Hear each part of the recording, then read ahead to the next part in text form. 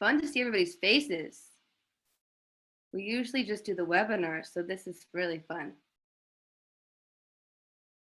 People want to get their beverage of choice. If you want to get your mask that you want to show off during show and tell, you need some other gear for this hour that we're going to spend together. I encourage you to get that. And Christy, I'm in Atlanta, so good to see you. Awesome. Come on now. Very cool. All right, I'm gonna give folks just one more minute till 8:05, and then we're gonna get this party started. All right, Delaware. And we've got some super sewers amongst us tonight. I know a lot of you all certainly qualify as such. And we've also got some amazing, amazing folks from Custom Collaborative that are also going to be sharing some tips and tricks. All right. Very cool. All right, friends. Well, let me tell y'all where we're going and who I am. My name is Kate Shapiro. I am new to the staff of the Women's March. I'm the organizing director and super, super grateful to be here. I'm not a strong sewer, but I do like people. So I'm gonna help facilitate us through tonight. We are super, super lucky to have Tessa and Ngozi from the Custom Collaborative who are based in New York, and they are gonna be holding down our Super Stitcher demo and Q&A session, which is gonna be a good portion of our time together. But before that, I'm gonna run us through a little bit of our accomplishments. And then we're also gonna have some time to do some breakouts. That's one of the reasons why we chose the meeting format tonight, was we wanted to be able to give people more time to be able to actually talk to each other directly and not just listen to us talk to you.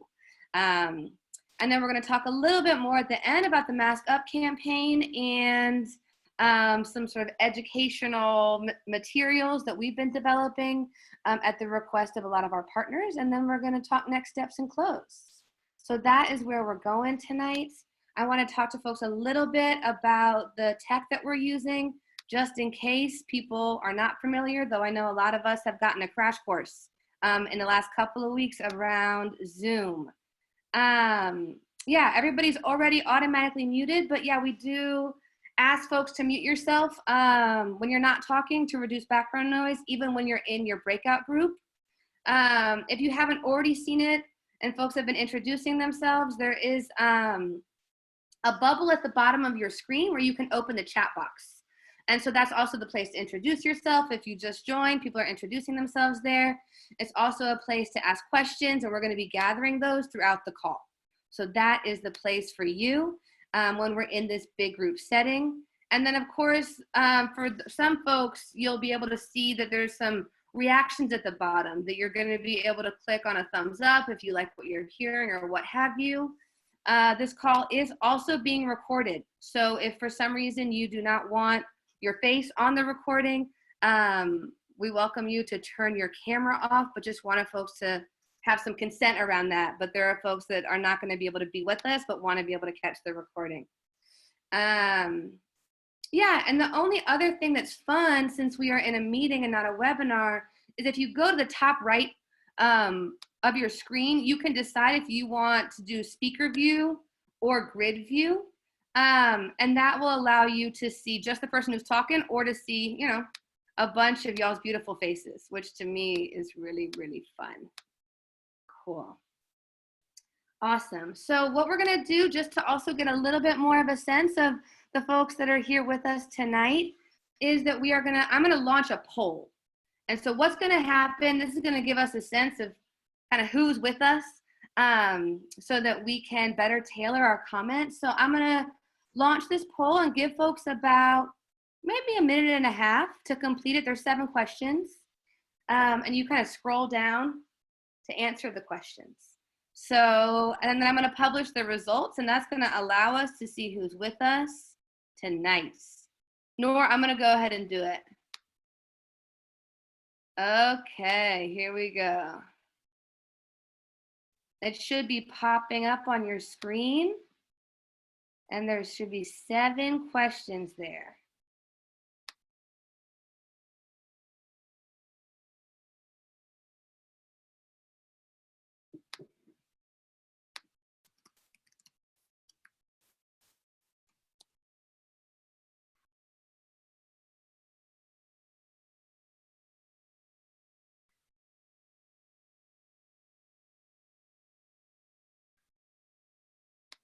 Awesome, folks starting to fill it out. If you've got a question, you can put it in the chat if it's not working for you. But I can see the results coming in. Very cool.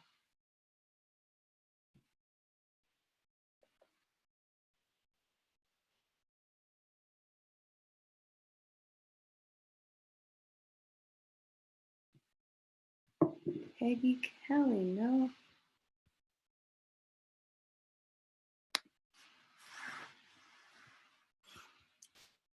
Peggy, I'm not sure why it's not showing up. I'm going to try to troubleshoot that. I'm going to give us about 20 more seconds.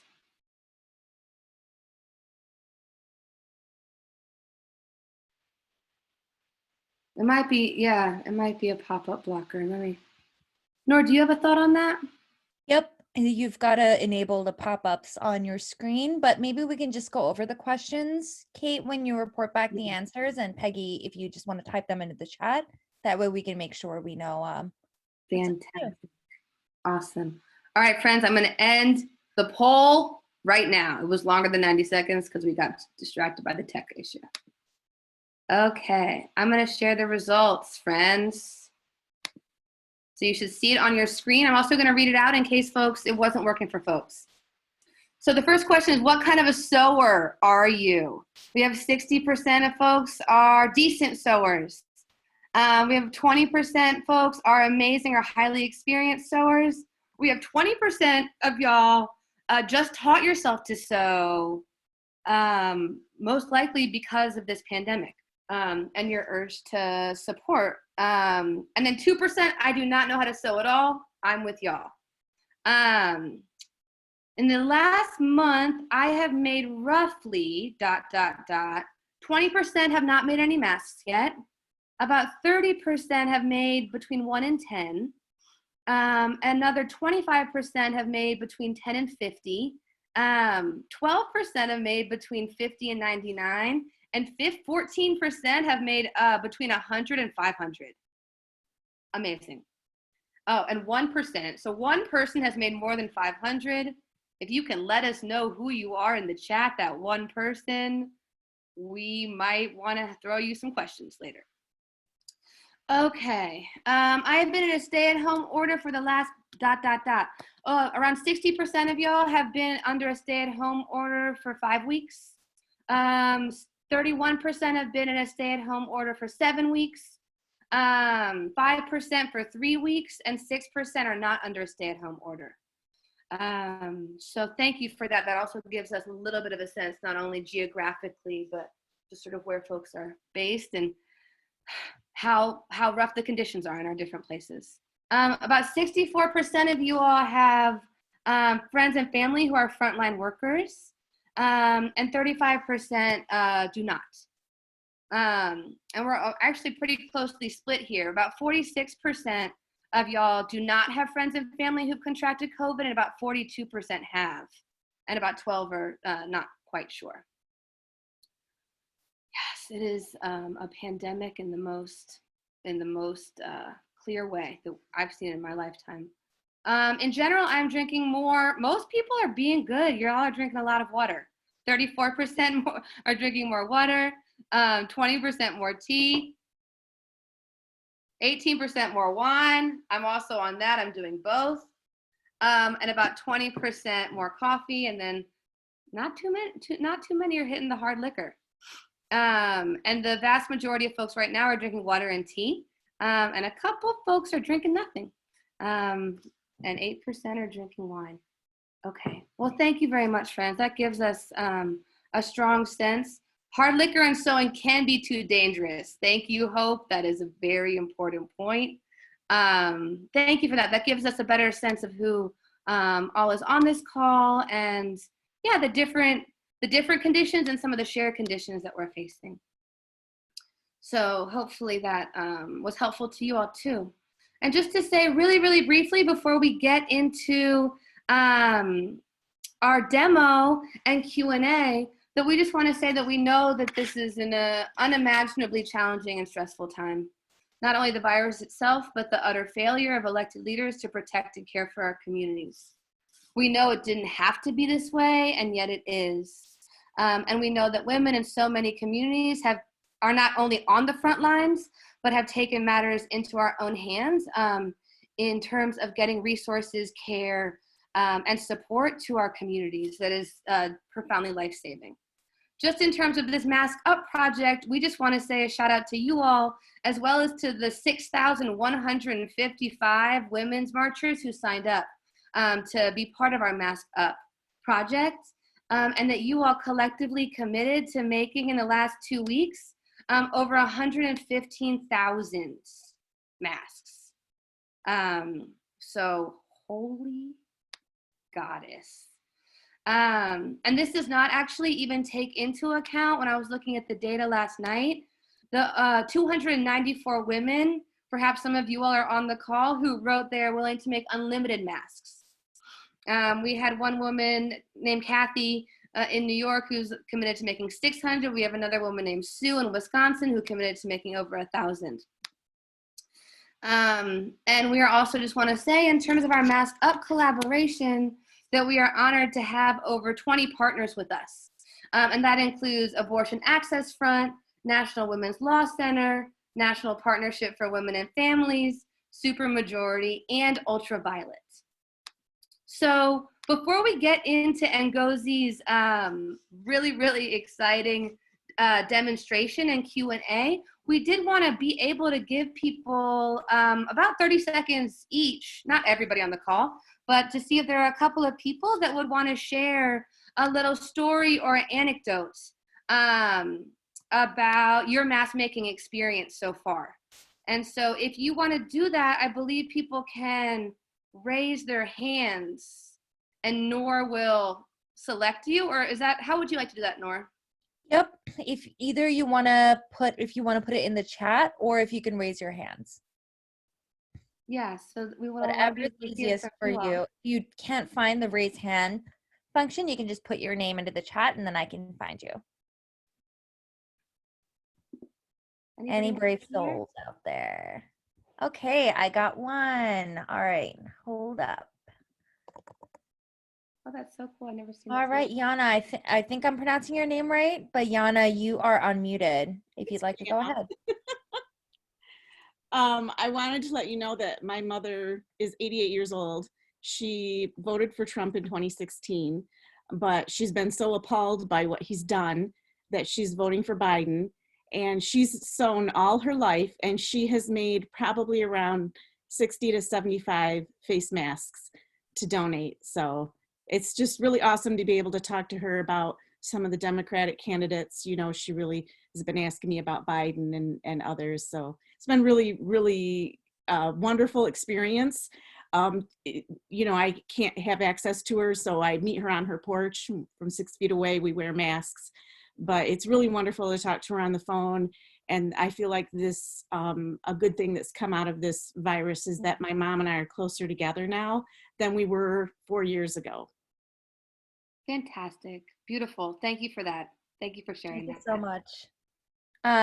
All right, I am gonna just go through. We have a bunch of responses in here, but I'm gonna go with Barbara. So Barbara, I am going to unmute you, and you should be unmuted now if you want to share.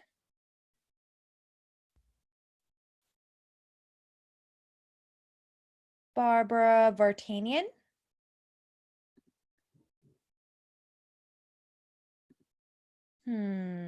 Still? Oh, here I am. Oh, we hear you. Perfect. Yay! Wonderful. I went to get some ice for my cocktail. Yay. I live in upstate New York. And as you may know, I don't know where any of you guys are, New York State has more COVID cases than any state, more deaths, more. it's horrible here. I mean, it's just, and people are finally getting it. They have to wear a mask because the mask is going to help save their life and the lives of other people. So I started making them, and I first started out, the first pattern I had was this one. And I'm a quilter, so my masks are all colorful because that's just how I roll. But this one, if you don't know, really gets you a tight fit around your face. And I'm trying to figure out how to put a little wire in here and a pocket, but that was the first one. And then I went to this one, which is similar but a little wider. Not quite as snug. I don't know. Did you want me to do this? I mean, I don't know. I mean, why don't you give us one more and then we'll. Okay. Well, Yeah, I think the main difference is these have the elastic loops, which the healthcare providers, some of them have told me it kills their ears because they have to wear them for so many hours and hours and hours. So then I switched over to the ones with the tie and the pleats, which, you know, it takes time to do these ties. Maybe somebody has a shortcut. But the latest one I got, this woman is from Burma. This one has a pocket where you can put a filter. It is super easy. And you could put your elastic, or you could put ties on this one. Whoops. So I've evolved in my ability to make them. I've donated to the local veterans home where we've had 2 deaths at this one little veterans home in Oxford. Because I'm in upstate, like south of Albany, but 4 hours north of New York. Thank you, Barbara. So it's quite a thing making these masks for people. I've made them for my family, for anybody walking down the street. If I see they don't have one, would you like a mask? And I give them one. Amazing. Thank you so You know, much, Barbara. We're gonna hear from 1 to 2 more people, so I don't mean to cut you off, but I want. No, that's. Thank you. Thank you. So I want to toss it to Alicia. I hope I'm pronouncing your name right, but you raised your hand, so I'm going to unmute you now. Okay, you're unmuted. Perfect. Thank you. I'm a beginner sewer. I've been I'm disabled, so I'm an at-home person, kind of. I'm a beginner sewer is one of my hobbies. So for Christmas, I said, why don't I get a sewing machine? So they got me a sewing machine. I had no idea at that time that I was going to need it so much. But I have been using materials from around my house. I have on a head wrap. I used some of my head wrap materials to make masks. I made a few. I made some for my husband and for myself, my daughter, and my son. I am out of materials. So I'm looking around. When I got to the last few masks, I used headbands. I looked in my drawer and I had some black stretchy headbands, and I just sewed them to the end to make the ear elastic over the ear. So I was just using anything around the house. But like I said, I have the willingness and I have the time. And I'd like to get a good pattern because my son is bigger. My daughter's smaller, and I was doing so much with masks, trying to make them fit everyone. So I need a one size kind of fits all. I don't know if that is a thing, but that's some of the things I'd like to learn. Thank you so much. Really Thank you for hearing me. Insight. So Kate, do we have time for one more person? One more, and then we're gonna get into All right. So Rosemary, you've had your hand raised. So if you're still interested, would love to hear what you have to share. So I'm unmuting you now. Okay, hi, I'm Rosemary. I'm here on the Central Coast of California. And actually, I don't have time for this. I'm a teacher, so I've been migrating all my courses online, and I just don't have time for fun. But I got so incensed by the person in the White House saying that well, the CDC says we should wear masks, so I'm not going to. And that just ticked me off royally. I originally had started making a few masks for my friend who's a physical therapist, and I was worried about her. And then I was like, I'll just make a few. And then he said that and it was over. And so now I've donated over 100 of them that I've made myself. I found a bunch of different really great resources. There's one that had 3 different sizes, and it's great because you don't even need a wire in it to hold it up. But I've done a few different patterns for ties. I've been strip cutting t-shirts, and you pull them like this and then they get nice and skinny, and you can feed them through a pony bead, and then you kind of have a toggle. So there's a whole bunch of, I started out with the patterns that were on the website, the Mask for Humanity website, and I'll try to find the link for the one that has the 3 different sizes. It's super easy and it doesn't need wires. So I just think everybody's amazing. This is actually my active political protest, to be honest, because I don't think we should have to be doing this. And literally what sparked me into movement was that comment. I also happen to be the chair of our Democratic Party in the county, so I do tend to get myself into a little bit of trouble every now and then. And yeah, so this is my protest, is sewing. So thanks for being here, and thanks for making a very horrible situation a lot better, because we're the ones who are gonna fix it. So thank you all for all your hard work too. Right on. Thanks, friends. And just to know, we are going to have time for breakouts, so people are going to be able to have some more time to do some resource sharing, Q&A, troubleshooting, all of that. And there's already all of the tips of life happening in the chat, so get you some of that as well. So yeah, without further ado, I want to turn it over to Ngozi, the founder and executive director of Custom Collaborative, an amazing organization. And so I'm hoping that you're going to be able to talk a little bit more about the organization that you founded, and then we can get into the weeds on the mask making. One note for all of us that are learners and sewers and attendees is, if you have questions, sort of specific questions for Ngozi about the demo that she's doing, or more broadly, please drop them in the chat as she's doing her demonstration.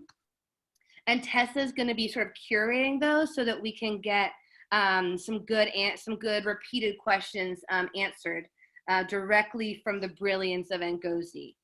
So that is what we're going to do. Without further ado, Ngozi, welcome. We're so glad to have you. Thank you. Thanks so much, Kate. I'm super excited to be here. Really grateful for the invitation from the Women's March, and excited to have so many people on the call. And so I just want to say that I have not been outside, but I was so excited that I was going to be on screen and to see more people than my husband and the doorman, that I got dressed and I put on makeup. And so I did a little bit too much, but I was a little bit excited. I'm actually wearing some women's lines. So I'm tall, I can stand up and show you, but the dress that I'm wearing is by Tall Moi, a line that's supportive of Custom Collaborative and makes clothes for women who are tall. And this dress is also reversible.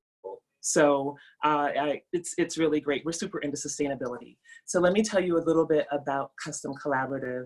I started the organization in 2016/15 because actually I was tall and I was getting clothes made, and the woman who was making clothes for me, I just thought, well, she could make clothes for so many other people and make so much more money. She had a different set of skills and training.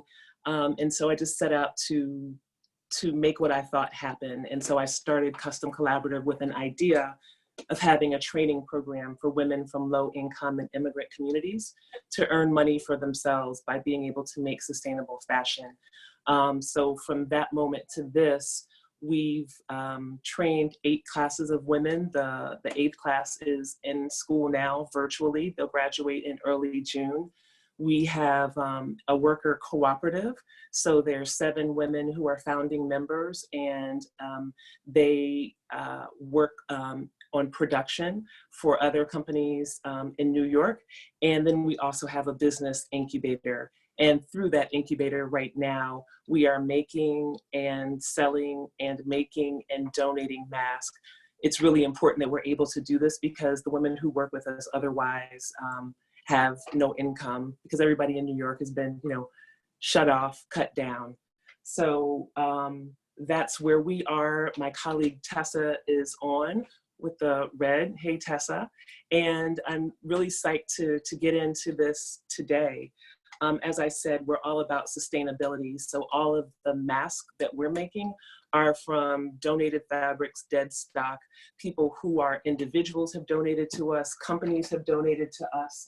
The fabric that I'm going to use today was donated to us by Carl Goldberg, a custom shirt maker in New York. And so he didn't know anything about us, just heard about us from somebody else and said like, oh, I'll FedEx you my keys, go to my studio, get some fabrics, and so here we are. So right now I'm using men's shirting. We also have a couple of samples. This is an African fabric, so it's like a mid-weight cotton. The shirting is a little bit lighter, and it's also slightly ribbed, almost like a seersucker, right? And I have another one to show you one we made.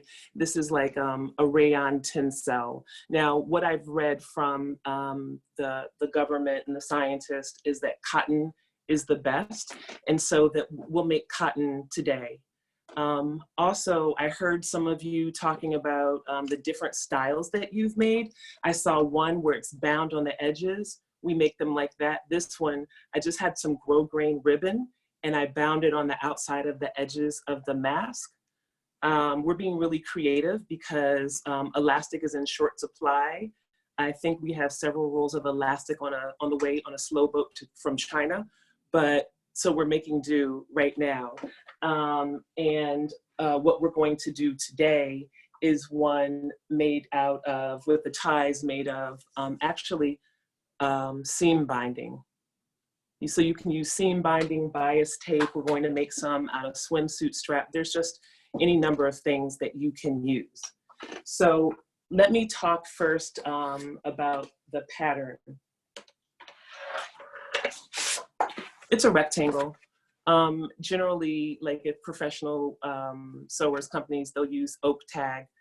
We have oak tag in our studio. That's the fabric, the paper that's green on one side and manila on the other. But this is poster board, it works. And so then let me just show you the dimensions.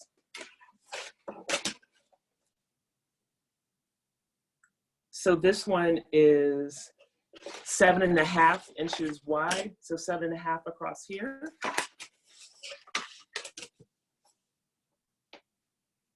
And then 14 inches long this way. Some people do a 2-piece pattern.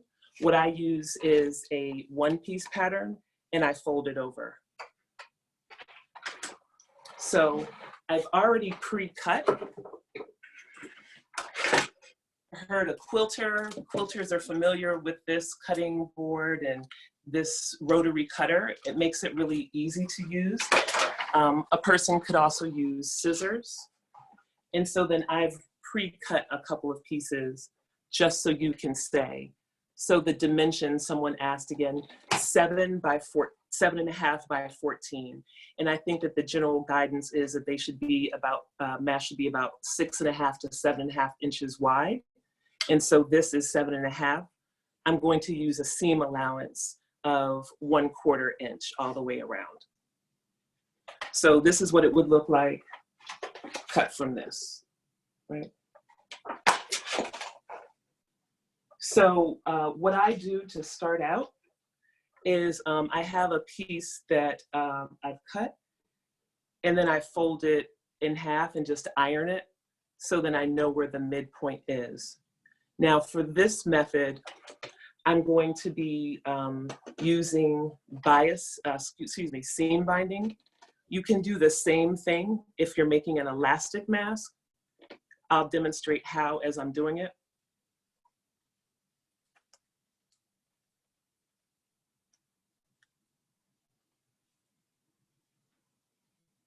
So I've been reminded by my team to cover my chin, right? So then that's, you want to make sure that the chin is covered.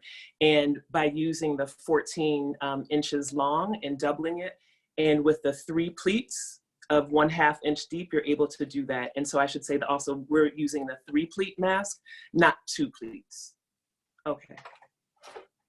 All right. So the first step is that I fold over the mask, and I like to prepare everything in advance, almost like a production sewing. The people who I've heard making 600, I'm sure that that's what you're doing. But for me, like, I'll cut several pieces at a time. If I'm using elastic, I'll cut 7.5 inch pieces of elastic to use. In this instance, I'm using seam binding as ties. And so you'll see that this is super, super old. I think maybe it's from the 60s, but we try to reuse everything that we have. But since it's so old, I just give it a yank to make sure that it hasn't dry rotted, and it's okay, it works out fine. The next thing that I'll do is cut 4 pieces. So I like to cut them about 20 inches, but these are the ties. So this ruler is 18 inches. I don't know if you can see what I'm doing. So, and 2. And I like to cut the ends using pinking shears, just so it doesn't ravel. In general, I find that this keeps me from having to do the extra step of sewing down and sealing the ribbon. So pinking shears have worked so far, and I've washed them some masks a few times, and so that seems to work. So you're going to cut 4 and then place them inside of your folded rectangle at the corners. So right here on the fold, right here, 1/2 inch below, and then here. So I'll do it just so you can see. And so the bottom right at the fold, I put it right at the fold. The others, what I generally do is put it a 1/2 inch below so that it doesn't get caught in the seam allowance.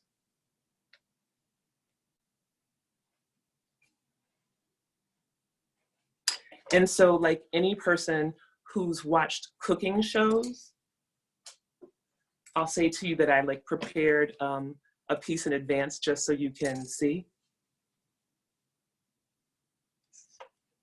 So this is my advanced piece already with the ties in it. So I'm just gonna go through, but we'll be working from this one.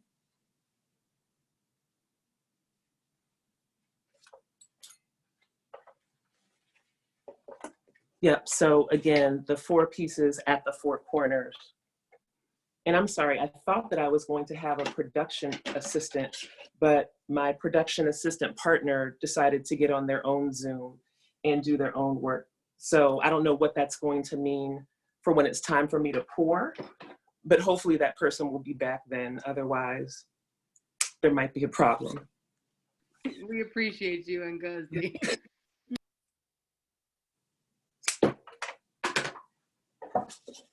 All right, so like I said, I'm just folding this into all 4 corners, and I'm putting about 1/2 inch of the ribbon, 1/2 to 3/4 inch into the fabric, just so when the machine goes over it in the seam allowance, there's enough for it to hold on tightly.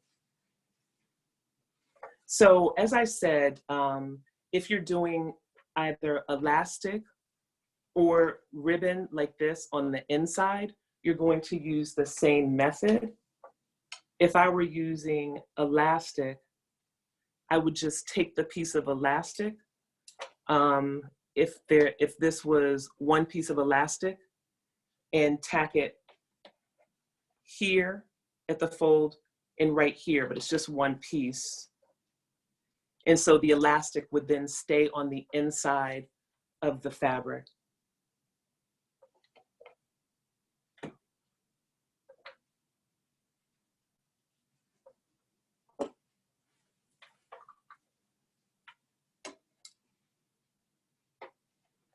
And being, very professional, you would measure this. Like, so I'm saying this is a half an inch from the top. I just did that by eyeball, but you would measure it. And also you would cut on the grain. I just had a scrap of this fabric left. And so I cut it across the grain. It might not matter. Some of the quilters might have some experience, but depending on what fabric you're using, it might not matter whether you're cutting with the selvage, the long way of the fabric, or across it, because it might have the same thread counts either way. So what I'm doing is I'm going to, all of these 4 pieces, I'm going to fold them into the fabric, but away from the sides of the seam, because I'm going to close this up. Unless I did it backwards. No, I didn't do this backwards. Okay. Right, and I didn't have wine. So basically what I'm going to do is bring all of the pieces within the square, because it's now a square because it was like 7.5 by 14, and then pin all the way around. And so this is what it would look like with them pinned all the way around. And so the pins are going through both sides of the fabric. So you can't see what's going on. Yes, it is 20 inches. Are you on speaker view? Because I think that might be able to help if you're just looking at the speaker rather than the panels. I'm actually looking at all the panels, and so I can switch myself to speaker.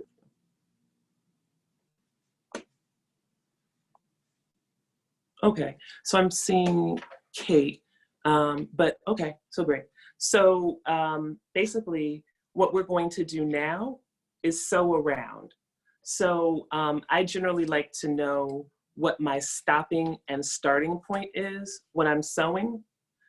Sometimes I will use a different color pin. Generally I'll use a red pin. So I'm gonna take these red pins out of the side and put them in the top, because sometimes I get carried away and I'll sew all the way around and I'll remember like, oh, I should have stopped, and so then I have to undo my seams.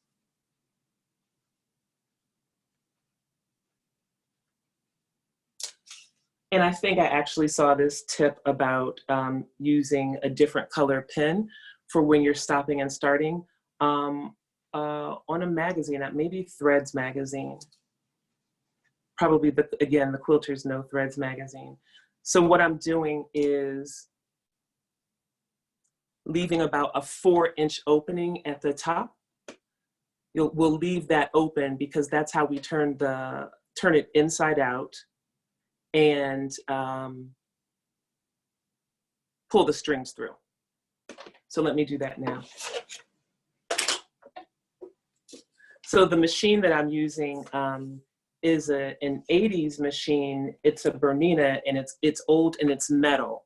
And so we've heard from some people that when they're sewing using newer machines that are mostly plastic, sometimes they have problems going through the pleats. So, keep that in mind.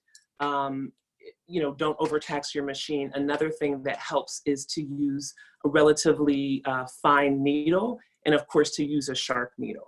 But sometimes the smaller needles will pierce the layers a little bit better, even though we generally think that smaller needles are for finer fabrics, but the smaller needles will work. Okay. And so generally I use a thread that matches the fabric, but I am using this darker blue today just so you guys can see what's going on when I hold it up.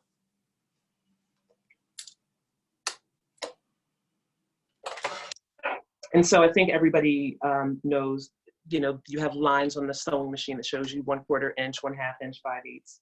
So I'm just lining this up with 1/4 inch. Put my needle down.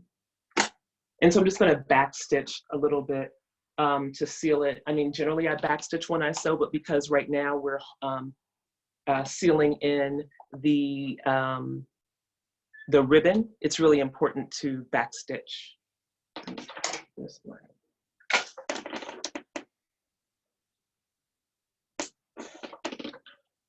I just want to make sure that people can see the light. And so I show my sewing machine. So is my sewing machine visible? Okay, great. All right, so again, I'm going to backstitch a couple of stitches. And I'm actually going to do it again. So supposedly, no, definitely you're not supposed to sew over pins, but I just sewed over my pin. It's pretty fine. The pin is, so hopefully there won't be a problem. I won't break any needles. That would be embarrassing. So it looks like I'm about 1/4 of an inch. So I'm just going to depress my needle and then turn this around, turn my piece of fabric around, and then just go straight and do a 1/4 inch seam allowance on the top. I'm at that red pin, so I'm going to reverse a little bit, stabilize it, pull up, and then just use my snips to snip this really quickly. And then I'm going to start again at the next red pin. Stopped here, we'll start here.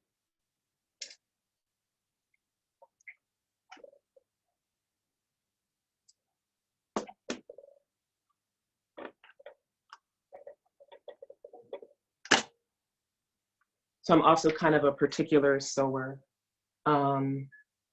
seamstress, whatever it is, which is why I have not made more than 50 masks, because I want each of my masks to be as close to perfect as possible. And so when people have a complaint about a mask, then I'll make them a mask. So again, I'm at the corner, turning.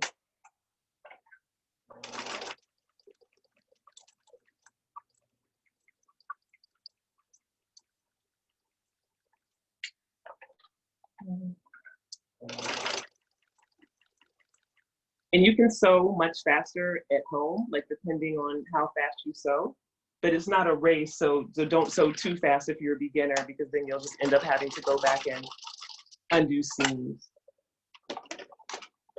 Okay, so just gonna clip this,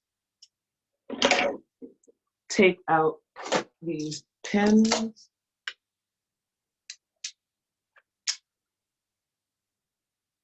Throw them on my magnet. It's my favorite thing to do, is to throw things at my magnet. And then you're going to clip the corners, right? Because you're turning this inside out, you want your corners to be crisp. So you're gonna clip the corners of this mask so you can have nice crisp corners.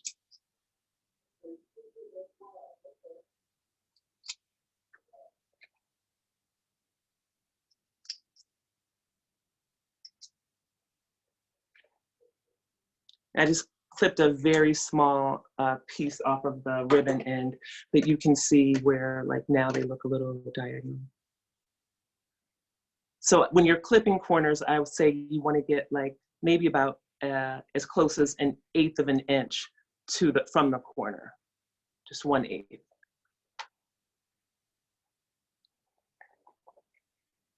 So this is my moment of truth. I'm going to turn this inside out and see what happens. Okay, all right. I mean, it mostly worked. So one of my pieces was stray on the side. So I am just going to snip this in the name of expedience. But again, that's why it's so important to make sure that you got your ribbon tucked away. And then I use a chopstick just to go in and push out the corners. I mean, I know that they have specific tools. Maybe they're called corner turners or something like that, but I have a chopstick. Sometimes I use a pen. It just depends on what I have and where I am. So here is what your piece will now look like. So there's a small opening about 3 inches up here. You've got these ribbons sticking out the side. And so this is going to become your mask. So I'm going to push my machine away for a moment. You might not be able to see it, but what I've done, I'm going to move this, is mark on my machine and then drop. I'm going to, I have hash marks. Where's my finger? Hash marks at 1/2 inch. So this is 1.5 inches below this hash mark. So this is like the bottom of the mask. And then there's 1.5 inches. And then there's 1/2 inch. So this is where I'm going to fold down for the pleats. And so I've just marked it on a piece of tape. Some people don't need to do that. You might mark your pattern, but so the question is, I can't see the fabric. So I actually marked my desk with marks for where the pleat should be. You definitely could mark it on the fabric itself, but I thought it would just be easier for me just to like write on tape and put some hash marks where I'm going to do my folds.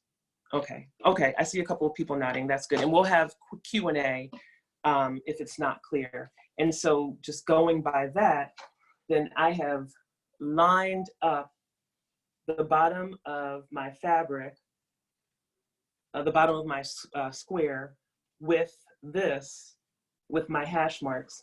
And so then I would take and fold over at the first mark where it tells me.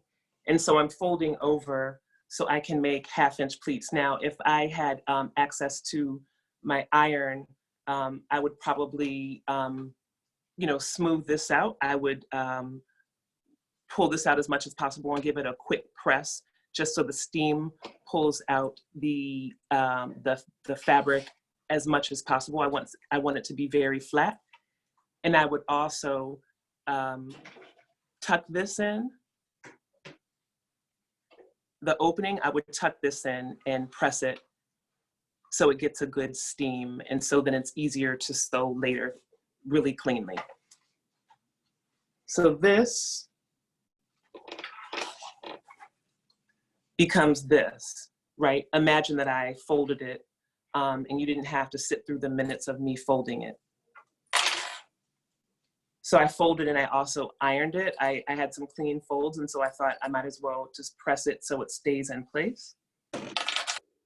So I folded the sides down, right? Folded the sides. So again, these are 1/2 inch folds.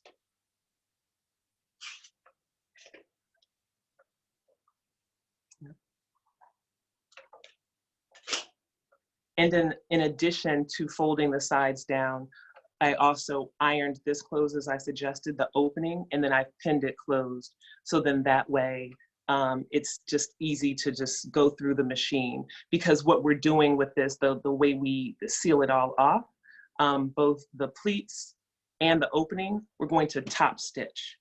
And a top stitch for the newer of us, a top stitch is a stitch around the edge of a fabric.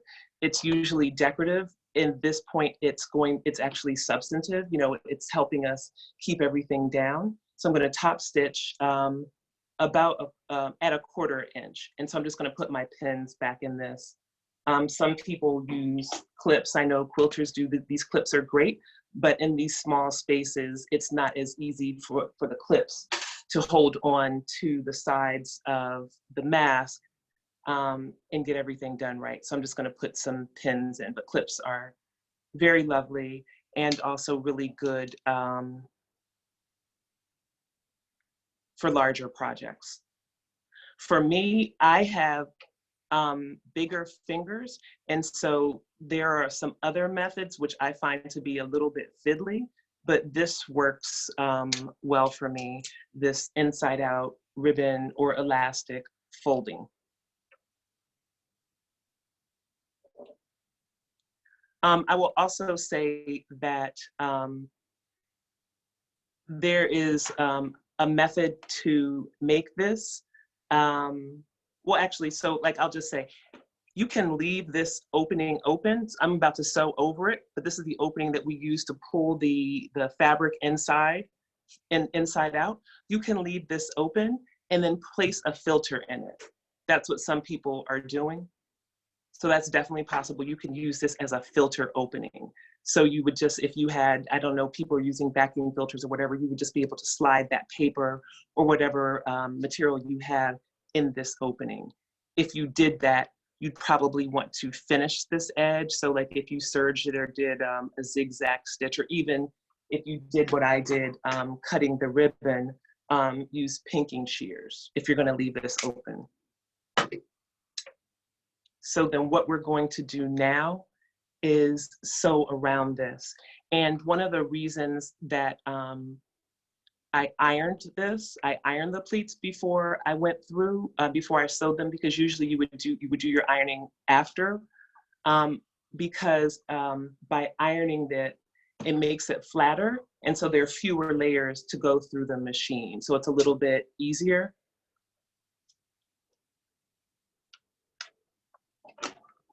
So let me start this right now.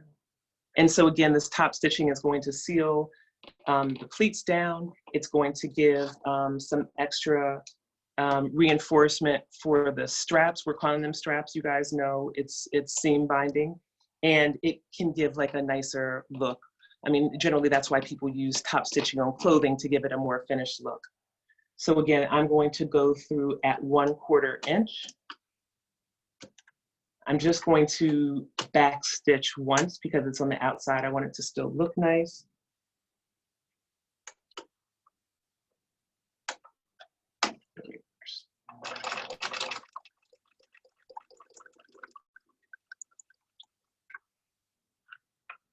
And so you see me taking out the pins now, and that's because, again, the fabric is thicker. And so I'm worried that the pins and the 4 or so layers of fabric could be a problem. Another benefit to ironing is that your pleats, isn't this crooked? Another benefit to ironing is that your pleats will not get stuck. Sometimes the pleats can get stuck in the feed dog because there's so much fabric and go kind of under. So a person can baste first, basting rather than using pins. But yeah, definitely you can baste to make sure that your fabric will stay in place. And so I'm telling you now, I should have, because I see that my mask is going to be a little bit crooked.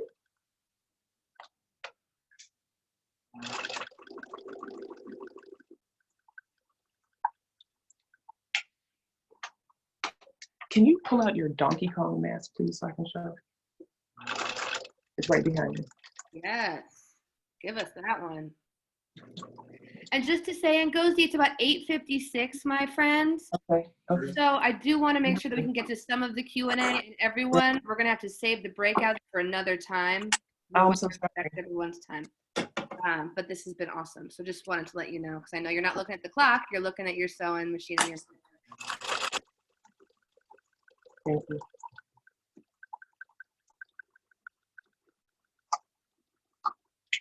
Okay, so now we have a finished mask. My snips are somewhere. Right, so now this is the finished mask. So I feel like I don't want to put it on my face, because like once you use the mask, then you can't give it to anybody, or you can't, and I owe Tessa some mask, so maybe this will be a Tessa mask, but basically it's the same as this. So this is the Donkey Kong. We got some really cool Donkey Kong fabric as well.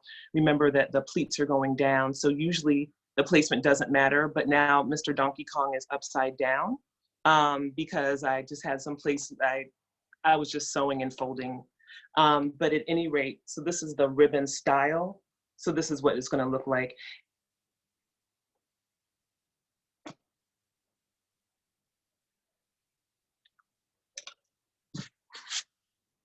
That's amazing, Ngozi. I think I'd like to officially claim some of the Donkey Kong masks for my own order when you're ready to fulfill that. Yeah. And I would just say the only other tip is when you're doing this with the 4 ties, when you tie it, it's better to tie all 4 together rather than the 2 top together or the 2 bottom together. People are saying that that's more stable, and that's been my experience too. So, Ngozi, that was amazing. I'm just going to really quickly share some of the questions that were coming through. I know we're down to just a couple minutes left. And most of the questions I was seeing were folks just asking for like the pattern and kind of a recap of dimensions. So I know all that will be shared out afterward. Yeah. There were a few comments about, you know, how great your outfit is and how impressive it is that you can sew while explaining, which I definitely echo. That's super challenging.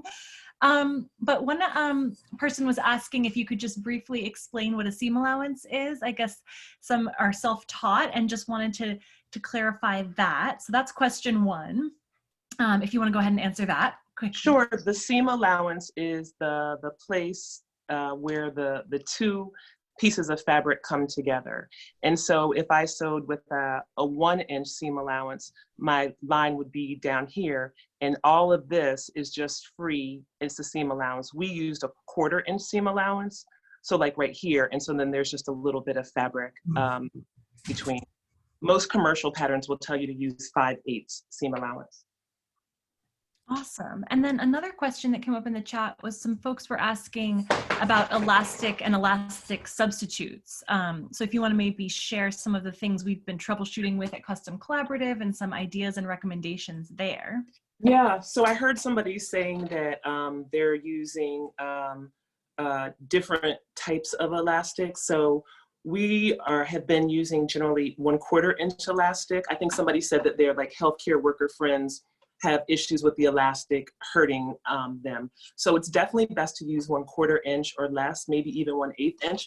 I just received this from one of our makers, Ifunanya from Ife's Clothing.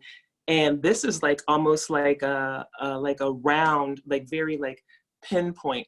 Like a cord, yeah.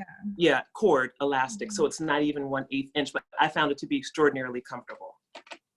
Awesome, that's great. And then I think just to recap it up, just to reiterate quickly what Custom Collaborative does, I'm going to drop our website and social handles in the chat, as well as our link if you want to donate and support our makers. And then I think once you give a kind of quick closing, and Ngozi will hand it back over to Kate to Sure. Perfect, thank you. Yeah, so Custom Collaborative is a nonprofit social enterprise supporting women from low-income and immigrant communities develop careers in the fashion industry. We have a worker cooperative, a 14-week training program where the women are paid to learn to design, sew, and sell sustainable fashion. We are also founding members, co-founding members of the New York Fashion Workforce Development Coalition. And we've got partners including Mara Hoffman, Eileen Fisher, Gucci, but places that are really focused on providing sustainable opportunity, and sustainable meaning the earth, and also living wage for women. So we're really excited to be here in New York. We hope to expand other places through the country, and welcome you to check us out at customcollaborative.org or at Custom Collab. Thank you so much, Tessa and Kate. Back to you. Fantastic. So amazing. I'm gonna have to go get my mom's 900-year-old singer. So thank you for that. Sure. Yeah, really, really amazing. And just want to say, we know that it's 9:02. We know that we committed to be here together for an hour. And so huge gratitude to Custom Collaborative. And if folks are interested in doing this again, let us know in the chat just so we can see if this is something that would be of use, a sort of informal poll. And we hope that if we end up doing this again, that we can also have more breakouts and more ways for folks to be able to share, because it's also true that there are so many of you all that are experts or rapidly becoming experts by virtue of necessity and determination, that we want to be able to sort of cross-pollinate more and more and more. And I just want to say in closing that it's an incredibly, incredibly hard time, as we all know. Rage, uncertainty, fear, all of that is swirling around us. We don't know what is to come. And that this has been so moving to me to see and to hear from all of you, and the commitments that you've made, living inside of your values and our shared values, around refusing to prioritize greed and hoarding, and making sure that we're moving resources to those that are the most in need, that are the ones that are keeping us safe, and also to those that have been so historically and currently pushed to the margins. So thank you for what you all are doing and demonstrating. Thank you. Thank you.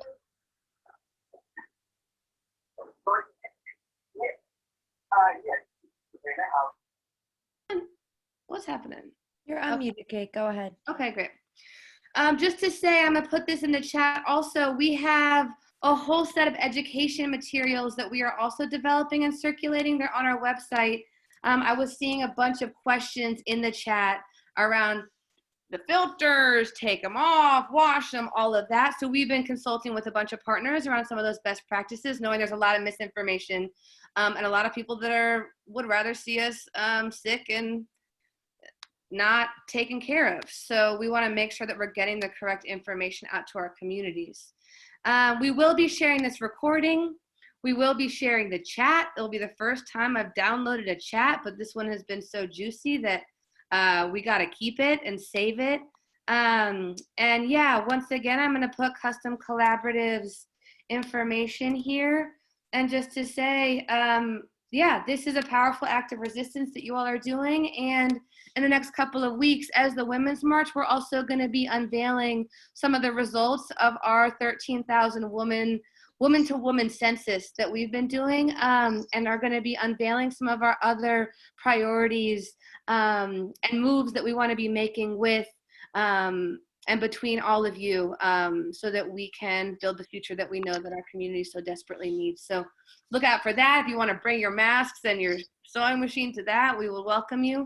But we are grateful to be in community. We're grateful to Custom Collaborative. And we're hoping to be able to, yeah, continue to, yeah, provide for and care for our communities. Oh, there's one more thing I wanted to say, which is that for all of those that have signed up with the Mask Up project so far, our colleague wanted me to make sure to tell you all that there is going to be an email that's going to be going out with more resources around distribution. There's been some questions from folks around, where do I send it? Who's the priority? All of that. So we know that folks have been doing that, and that we have some more updates for you all that we will be sending out in the coming days around getting those masks into the hands of communities that so desperately need them. So yeah, Nora's gonna unmute us so that we can all say thank you to each other and good night. The magic button, so we can all say goodbye to each other. So let's do it. Very much. It was wonderful. Ready? Bye.